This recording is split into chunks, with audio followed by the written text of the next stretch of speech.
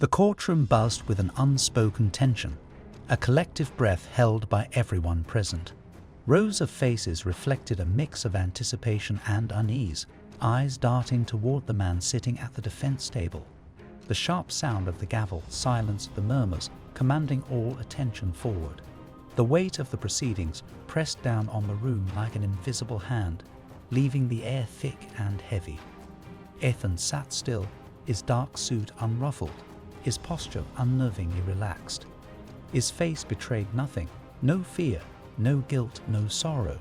He scanned the crowd, his eyes cold and calculating, meeting the glares of those who had come seeking justice. His composure stood in stark contrast to the charges against him. As whispers rippled through the gallery, he remained unaffected, his lips curling slightly, as though the chaos surrounding him was a distant spectacle he observed from afar.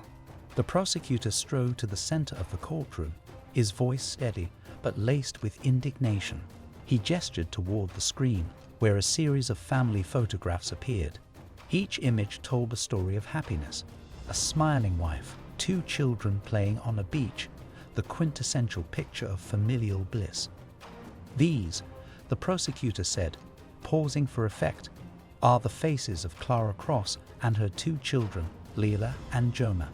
Lives that were snuffed out in the sanctuary of their own home. Lives that were supposed to be protected by the man sitting here today. The room was silent except for the muffled sobs of Clara's sister in the front row. Each photograph lingered on the screen, a painful reminder of what had been lost. On the night of June 14th, the prosecutor began, his voice sharp with conviction. Clara Cross prepared dinner for her family, unaware that it would be her last act of love. The children, Leela and Joma, played upstairs, blissfully ignorant of the storm brewing below.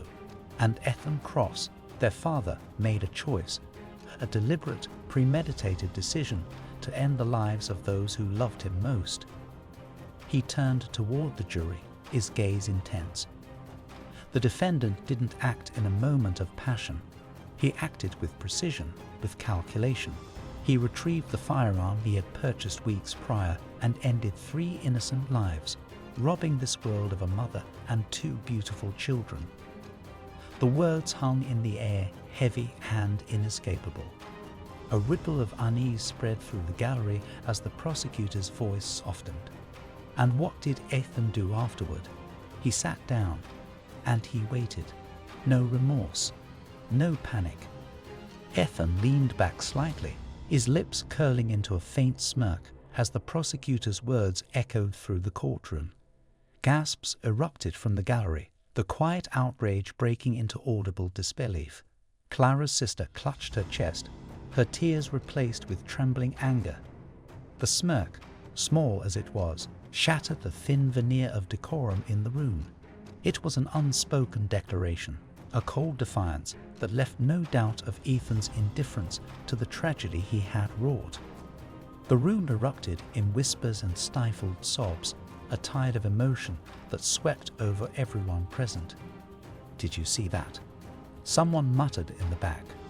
Others shook their heads in disbelief, their gazes shifting between Ethan and the judge, who raised his gavel to restore order. For the families sitting in the front row, the smirk was a dagger, a mockery of their pain.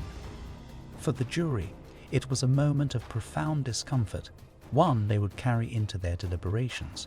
Ethan sat unmoved, his expression reverting to its blank, inscrutable mask.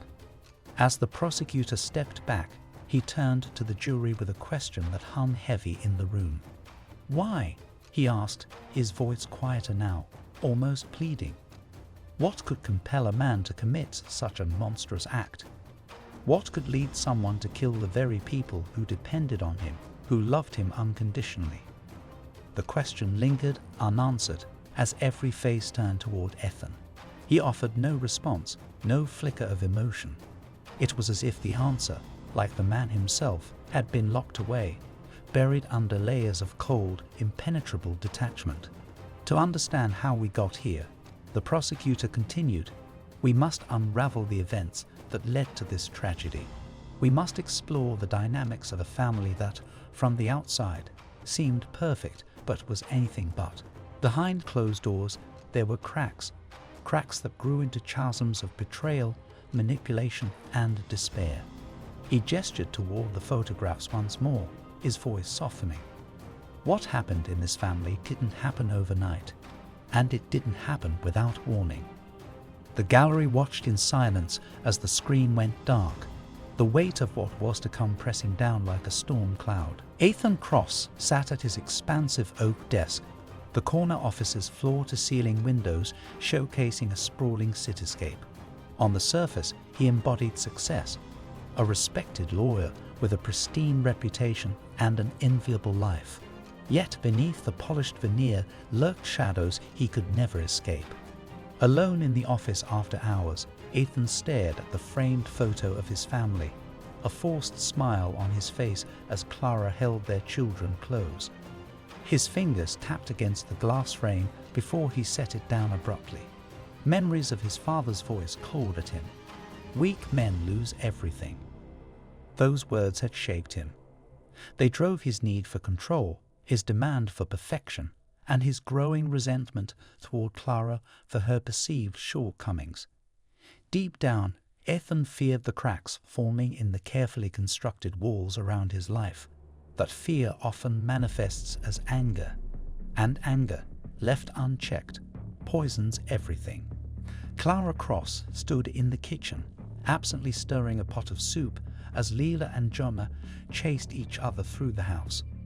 Their laughter was a fleeting solace, a reminder of what she cherished most, and what she could no longer endure. Clara wiped her hands on a dish towel and glanced at the folded letter hidden in the drawer beside her. Each word in that letter had been painstakingly chosen, each sentence a quiet rebellion against years of being dismissed and devalued. She had sacrificed her career, her identity, and her dreams to build a home with Ethan. But this wasn't a home. It was a prison masquerading as a mansion. Her phone buzzed, and she hesitated before answering. It was Daniel, a neighbor, the only person who saw her beyond her role as Ethan's wife. She answered quietly, her voice trembling. "I can't keep doing this, Daniel. I'm suffocating." Dinner was a strained affair, the clinking of silverware the only sound at the table. Ethan barely glanced up from his plate, his mind consumed with work, suspicion, and his mounting frustrations with Clara. Across from him, she sat silently, her eyes darting toward the children, who were whispering and giggling. "Do you mind telling me what's so funny?" Ethan's voice cut through the room like a knife, silencing the children instantly. Clara shot him a warning look. "They're just being kids, Ethan. And maybe they'd learn some discipline if you actually bothered to teach them," he snapped. The words stung, not because of their cruelty, but because they were routine. Each interaction between them was a battlefield, and Clara was growing weary of fighting. Later that night, Clara sat on the porch steps with Daniel, their conversation laced with unspoken emotions. "I see how he looks at you," Daniel said softly. "It's not love, Clara. It's control." Clara leaned against her friend Emily's shoulder, tears soaking her sweater. "I don't even recognize him anymore," Clara whispered. "He used to be so different. Now it's like everything I do is wrong." Emily's brow furrowed. "Have you thought about leaving?" Clara nodded. "I've written a letter. I just don't know how or when. The kids, I have to think about them." Meanwhile, Ethan stood in his office, scrolling through Clara's phone. He hated himself for spying, but justified it as necessary. The text exchanges with Daniel were innocuous, too innocuous. No one is this polite unless they have something to hide, Ethan thought. His paranoia spiraled, feeding on every missed smile, every quiet conversation Clara shared with Daniel. Ethan clenched his jaw. If she thinks she can replace me, she's mistaken. The next day, Ethan walked into a gun store. His purchase was methodical, almost detached. To the clerk, he explained that he needed protection for his family. To himself, he justified it as a precaution. At home, He meticulously stored the firearm in a locked drawer in his study. As his hands lingered on the cold steel, a flicker of unease passed through him. But he brushed it aside. This is just a tool, nothing more. The gun, however, represented more than protection. It symbolized power. As the days passed, Ethan began to rehearse scenarios in his mind, justifying every move, every possible outcome. He was convinced he was protecting his family, though from what even he couldn't say. Dinner had become a silent ritual, each member of the family lost in their own world. Clara stole glances at Ethan, who ate mechanically, his face devoid of expression. The children's chatter had grown quieter, their innocence dimmed by the unspoken tension that filled the house. "Mommy," Layla whispered one evening, "why is Daddy always mad?" Clara's heart broke. She placed a reassuring hand on her daughter's. "Daddy's just busy, sweetheart." In the meantime, Daniel noticed Clara's increasing agitation. She'd grown hesitant to visit him, her conversations punctuated by anxious glances over her shoulder. "You need to leave, Clara," Daniel said one evening. "You and the kids deserve better." "I know," she replied, her voice barely audible. "I'm just afraid of what he'll do." Clara carefully packed small bags for the children, stowing them away in a hidden corner of the closet. The letter remained in the drawer, folded neatly, its words her final lifeline. She moved through the house like a ghost, avoiding Ethan's penetrating gaze. Ethan, meanwhile, sat in his study, his fingers tracing the edges of the locked drawer where the gun rested. He watched Clara from the shadows, her every movement fueling his suspicion. Neither spoke of their fears, but the unspoken tension between them grew unbearable. The storm was coming, and neither of them could stop it. Ethan's evening began like any other. He was rifling through the drawers in Clara's study, looking for a pen, when his fingers brushed against the envelope. The stationery bore Clara's delicate handwriting. Curiosity overtook caution, and he opened it. "Ethan," it began, "I can't do this anymore. The kids and I deserve a life free from fear." His hands shook as he read the words. Each sentence stabbed at his pride, his control. The mention of starting fresh away from him ignited a slow-burning rage. Later that night, Ethan sat in the dim glow of his study lamp, rereading the letter. It wasn't just the words, it was what they implied. Her distance, her late-night conversations with Daniel, her newfound confidence. The pieces clicked together in his mind. "She thinks she can leave me," he muttered under his breath, balling the paper in his fist. The letter wasn't just a goodbye, it was a challenge. Ethan began keeping Clara's phone close, waiting for her to leave it unattended. One afternoon, his patience paid off. He scrawled quickly, his eyes darting across her texts. Most were mundane exchanges about groceries or school pickups, but then he saw Daniel's name. "Daniel, let me know if you need anything. You're not alone in this. Clara, thank you. I don't know what I'd do without you." Ethan's jaw clenched. The messages seemed innocent, but to him, they screamed betrayal. He could almost hear Daniel's voice, soft and reassuring, filling the void Ethan had left in Clara's life. As he pieced together their interactions, his paranoia grew. Every shared smile, every whispered conversation. They weren't coincidences. "She's replacing me," he whispered, pacing the room. "And he thinks he can take what's mine." From that moment, Ethan resolved to prove himself right, no matter the cost.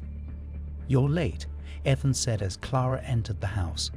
Clara frowned, slipping off her coat. "I told you I was running errands."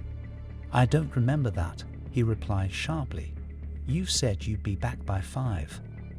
Clara blinked, unsure if she had misremembered. I thought I did." Ethan stepped closer, his voice dropping to a dangerous whisper. "Don't lie to me, Clara. You've been distracted lately. Always on your phone, always sneaking around." "I'm not sneaking around." she snapped, her voice cracking. Then why does it feel like you're hiding something? He retorted, his gaze piercing. The seed of doubt had been planted, and Clara found herself questioning her actions, her memory. Over the following weeks, Ethan's subtle manipulations isolated her. Friends stopped calling, sensing the tension. Even Emily, her confidant, became distant. "I'm trying to protect us," Ethan would say, holding her hand a little too tightly. "From people who don't want to see us succeed." The family gathering was meant to be a celebration, but the atmosphere was tense. Ethan watched Clara from across the room, his eyes narrowing as she spoke to Daniel. "You're awfully friendly with him," Ethan muttered later, pulling Clara aside. Clara glared at him. "Daniel's my friend, that's all." "Friends don't look at each other like that," he hissed. "Do you think I'm blind?" Voices began to rise, drawing the attention of their relatives. Ethan's accusations spilled out, painting Clara as unfaithful and deceitful. "How dare you embarrass me like this?" Clara shot back, their cheeks burning with humiliation. "I've done nothing wrong." By now, the entire room had fallen silent, eyes darting between the couple. Ethan's mother stepped forward, her voice trembling. "Ethan, maybe this isn't the time." "Stay out of it," he barked, silencing her. Clara shook her head, her voice low but firm. "You've already ruined this, Ethan, just like you ruin everything." Her words hit like a blow, and Ethan's expression darkened. The cracks in their relationship were now exposed for everyone to see. The envelope lay on the kitchen counter when Ethan returned home. Inside were the divorce papers, each page a blow to his pride.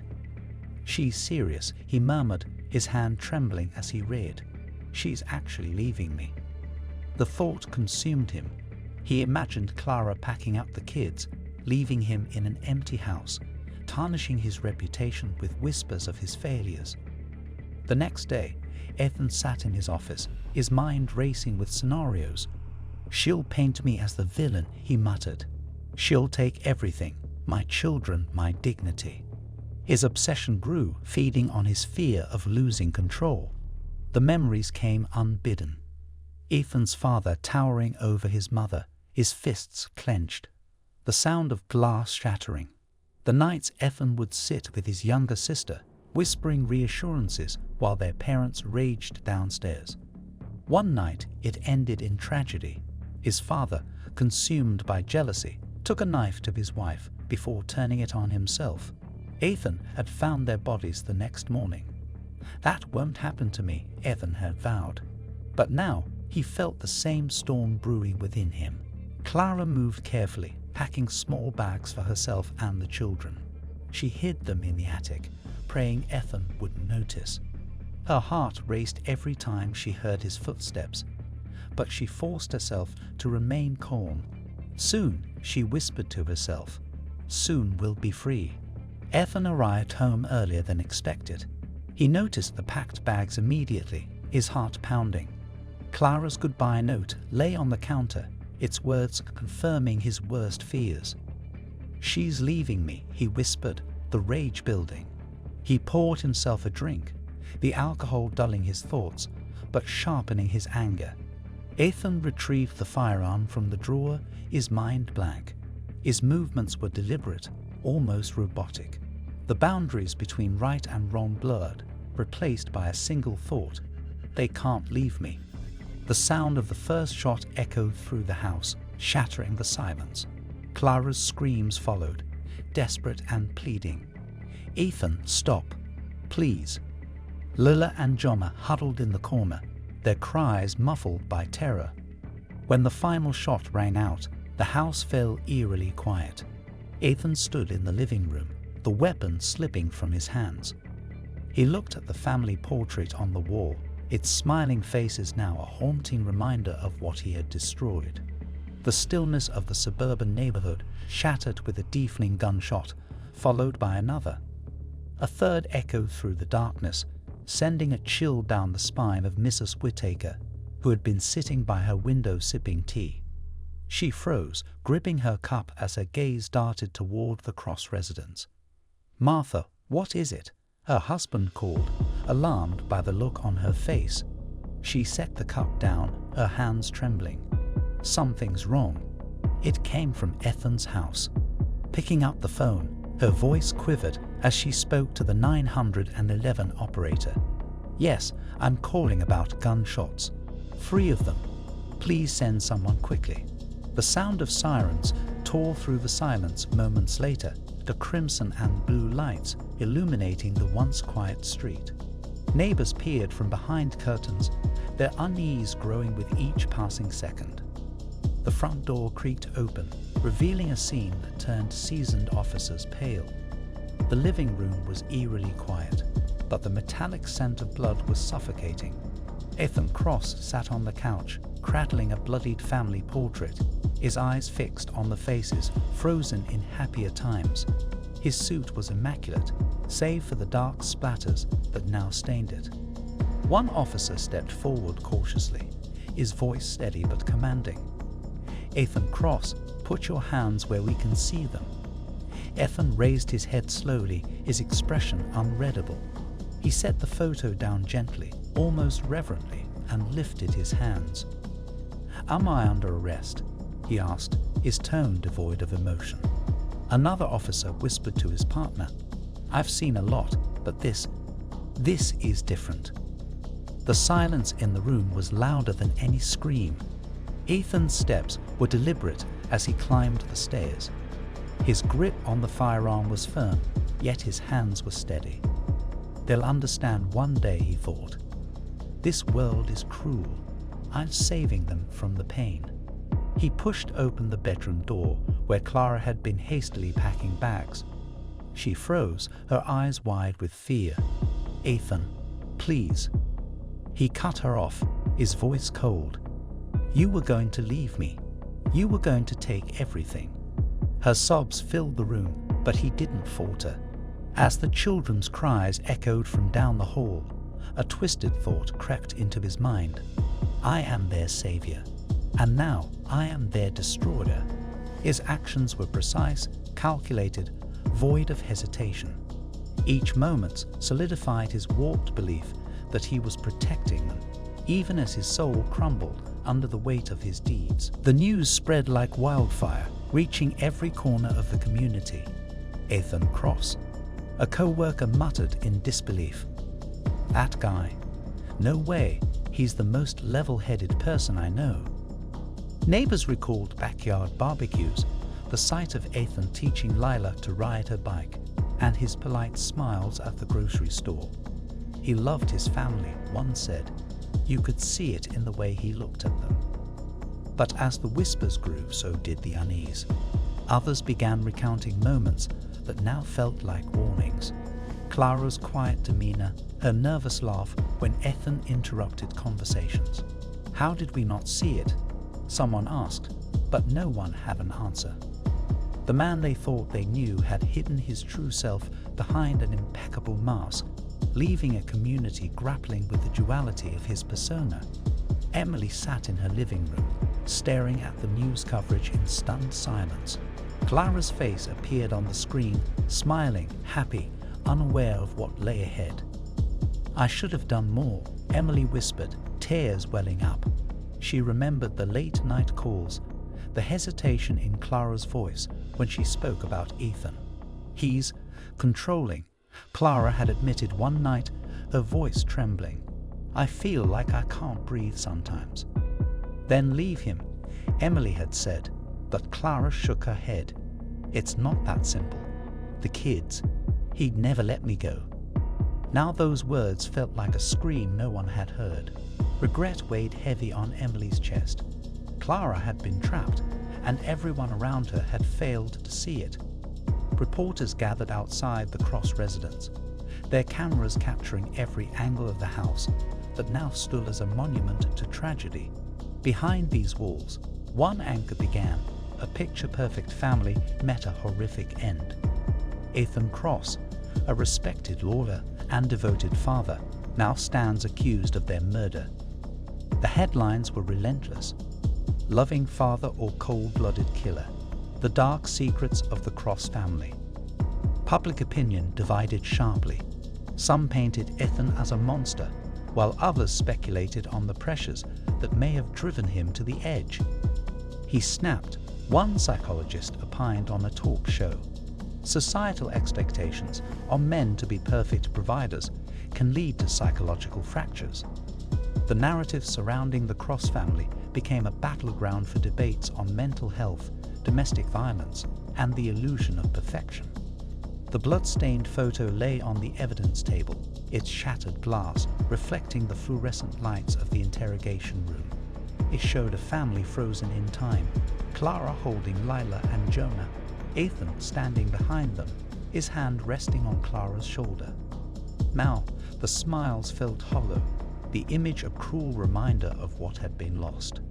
Detective Morgan picked it up, his jaw tightening. This says it all.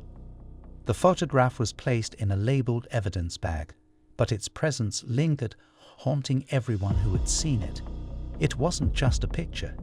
It was a testament to the fragility of appearances. The courtroom buzzed with whispers as the judge entered. Every seat was filled, faces tense with anticipation. Ethan Cross sat motionless at the defense table, his gaze fixed on a distant point, unreadable and unnervingly calm. "Will the defendant please rise?" The clerk's voice rang out, cutting through the murmurs. Ethan stood, his expression devoid of emotion. His attorney placed a steadying hand on his shoulder, but Ethan didn't flinch. As the charges were read, a collective tension gripped the room. Mothers clutched their children tighter, reporters scribbled furiously, and Clara's family exchanged glances, their faces etched with grief and quiet rage. The prosecutor began, his voice sharp and deliberate. "This is not just a case of murder. This is a story of betrayal, manipulation, and a man who thought he was above consequences." The silence that followed was deafening, heavy with the weight of judgment. The prosecutor's voice grew impassioned as he painted a vivid picture of Ethan's calculated crimes. He planned every moment. This was no impulsive act. This was control taken to its most horrifying extreme. As the prosecutor locked eyes with Ethan, an expression flickered across the defendant's face, a subtle smirk, so faint it could have been missed. But it wasn't. Gasps rippled through the gallery. Clara's sister bolted upright, her voice breaking. "How can you?" Her sobs cut her short as family members pulled her back to the seat. The media frenzy began before the trial recessed for the day. By evening, every major news outlet had picked up the story, the smirk that stunned a nation. Social media erupted with outrage. How could he smile? What kind of monster is he? That moment sealed Ethan's infamy, forever branding him as the remorseless face of evil. The defense attorney stood, his tone measured and deliberate. "Ladies and gentlemen, Ethan Cross is not a monster. He is a man scarred by a traumatic past, battling demons none of us can fully comprehend." He detailed Ethan's childhood, the abuse, the neglect, the night he discovered his parents' bodies.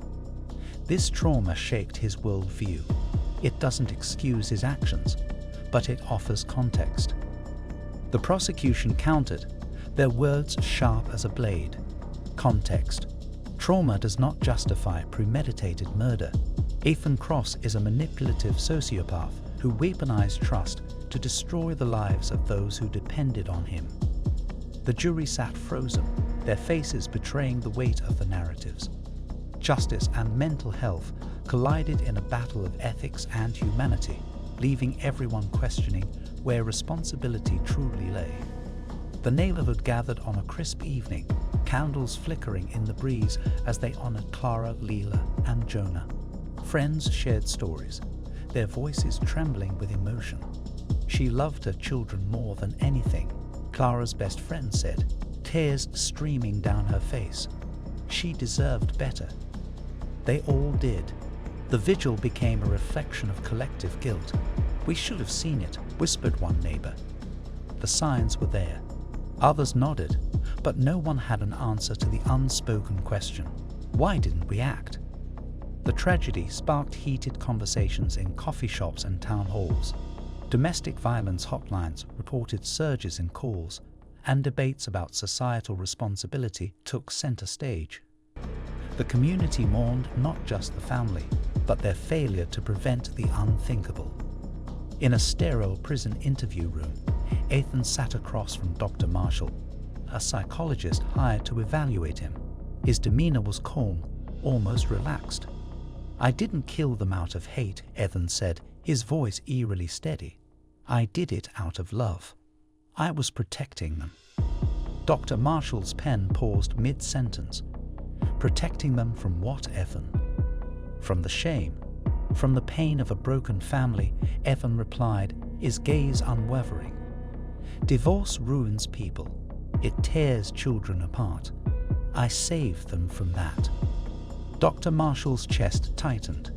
"But they're gone, Ethan." Ethan nodded, his expression unchanging. "They're at peace now. They'll never know the world's cruelty." His words, both chilling and delusional, offered a glimpse into a fractured psyche, a man so consumed by control that he convinced himself his actions were righteous. Months later, Clara's family stood at a podium in a packed auditorium. Her sister held a photo of Clara and her children, her hands trembling. "This is what we lost," she said, her voice breaking. "A mother, 2 beautiful children, and the system that failed them." The Cross Family Foundation launched that day, dedicated to raising awareness about domestic violence and mental health. Brochures lined the tables, offering resources for those in danger. As Clara's sister spoke, the audience nodded in agreement. If you know someone suffering, don't wait. Speak up, act, because silence cost us everything. The family photo, once a symbol of joy, became a somber reminder of the lives taken too soon. Its image was printed on every brochure, haunting and unforgettable. The courtroom was packed again as the judge read the verdict. "Ethan Cross, you are hereby sentenced to life imprisonment without the possibility of parole." The room erupted with mixed emotions. Clara's family hugged, tears flowing freely, while others stared in silent reflection. Ethan sat motionless, his face impassive, his fate seemingly irrelevant to him. As the gavel struck, the judge's voice softened. "May lives lost serve as a reminder of the fragility of trust and the devastating cost of unchecked control." Justice was served, but the scars left behind would never fully heal. Clara was the kind of person who always put others first. She smiled even when life was unbearable, Emily said, her voice faltering. She was strong, but even the strongest people need help. She told me once, "I feel like I'm standing in a crowded room, but no one notices me." I thought she was exaggerating. I thought she was fine. Emily paused, swallowing hard. But she wasn't, and I didn't do enough to help her. Regret filled the room like a heavy fog. We all saw the signs, the excuses, the nervous glances, and we did nothing. Clara deserved more. Lila and Jonna deserved more. The silence in the room was louder than words, a collective acknowledgement of a failure that could never be undone. "I didn't kill them out of hate," Ethan said, his tone unnervingly calm. "I loved them." "You took their lives," the psychologist responded. "How is that love?" "I was protecting them," Ethan replied, his eyes distant. "They were my family.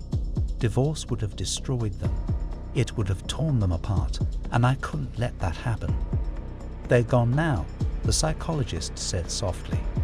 Ethan nodded. "And they're safe. They're mine forever. No one can hurt them. No one can take them from me." The quiet admission revealed a man unable to distinguish between love and possession, leaving a chilling void where remorse should have been. Clara's withdrawal from her friends and family seemed gradual, unnoticed by those closest to her. Her polite excuses, "too busy, too tired," were accepted without question. The community recalled moments that now felt like glaring warnings. The distant look in her eyes, the way Ethan's words seemed to stifle her laughter, the way she flinched at the slightest disagreement.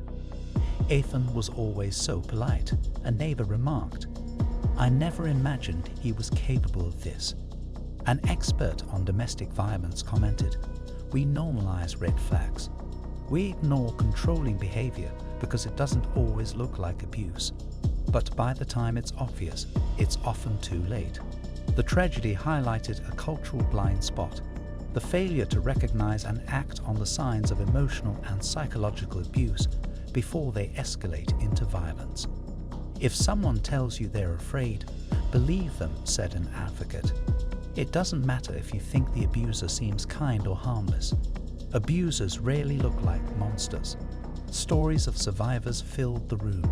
I stayed because I thought he'd change. One woman said, I left when I realized I wouldn't survive if I stayed. The message was clear. Abuse takes many forms, and silence allows it to thrive. Resources were shared, phone numbers highlighted, and voices called for a cultural shift toward vigilance and compassion. Clara's story is of tragedy, but it doesn't have to be in vain. Learn the signs, speak up, act, an advocate urged. The plea resonated, a reminder that lives can be saved through awareness and intervention. The family portrait sat on the evidence table, the glass cracked and stained. The smiles in the photograph contrasted cruelly with the reality of what had occurred. The image was no longer a symbol of love or unity. It was a reminder of what unchecked control, silence, and inaction could destroy. The question lingered, unspoken yet deafening. Could this have been prevented?